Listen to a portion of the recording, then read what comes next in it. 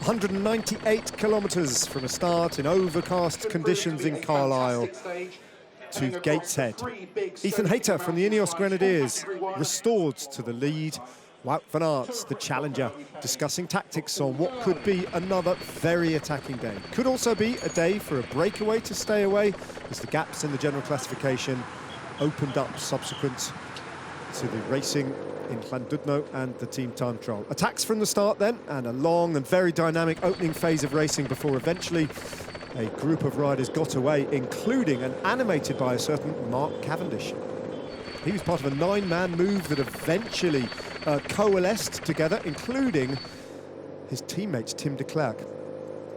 Mark Donovan in the black of DSM was also in this breakaway group, as well as George Bennett, two riders riding high in the general classification. For a while, things stalled as Rory Townsend from the Canyon DHB Sun God team took the first of the intermediate sprints, but then the Ineos Grenadiers started to ride.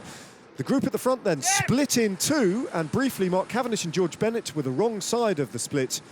They got back on, but Mark Donovan, who started the day just 1 minute and 42 seconds down on GC, as the race went through the second sprint in Donovan's hometown of Penrith, was off the back in the company of Mason Hollyman, and those two riders were eventually caught.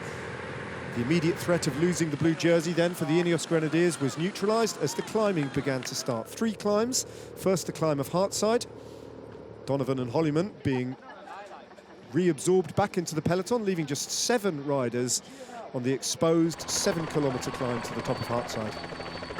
Rory Townsend then, without his teammate Jake Scott in the breakaway, just assuring that nobody picked up 30 points available on today's climb.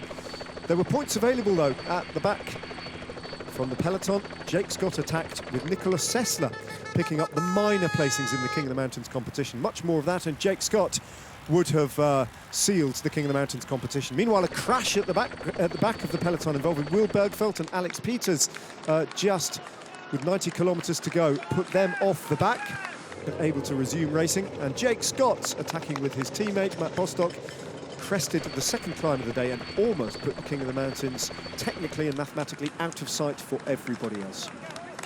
Over the top of the final climb of the day, the 7 riders were still together. Mark Cavendish and his teammate Tim de Klerk, as well as George Bennett and Colin Joyce of the rally team.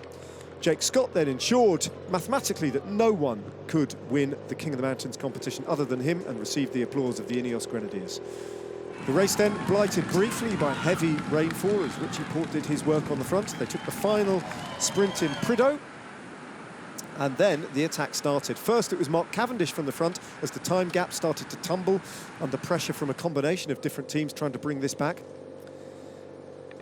And eventually, the riders in the original breakaway were caught. That was the moment then that Wout van Aert, reacting to an attack from Matteo Jorgensen and James Shaw, really disrupted the race, teasing out Michael Woods, Jorgensen going with him, James Shaw, Julian Alaphilippe was there, Michael Woods and his teammate Dan Martin, Carlos Rodriguez and the blue jersey of Ethan Hayter. Julian Alaphilippe then attacked and tried to get clear with around about 12 kilometres to go, and then a sequence of counter-attacks.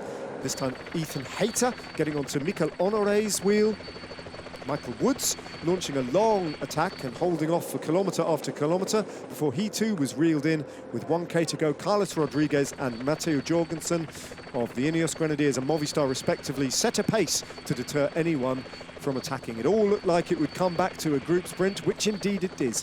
It did. Julian Alaphilippe then being led out by Mikel Honoré on his wheel. Ethan Hayter had the almighty problem of Wout van Aert on his wheel.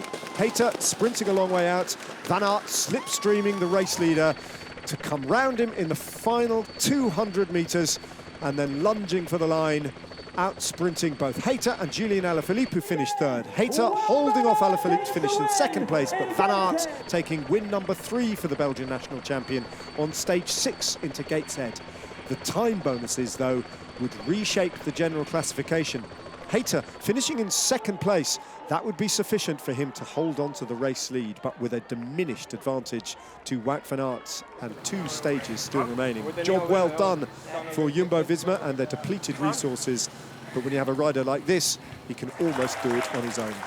His 3rd stage win, Wout van Aert has done nothing wrong in this race, hampered by the crash yesterday, and by the puncture in the team time trial, but Ethan Hayter continues to lead the AJ Bell Tour of Britain. This is the reshaped general classification. The time gap between first and second now just 4 seconds with 2 stages remaining. Julien Alaphilippe continues in third, but an increasingly distant third. Ethan Hayter will be under pressure all the way to Aberdeen.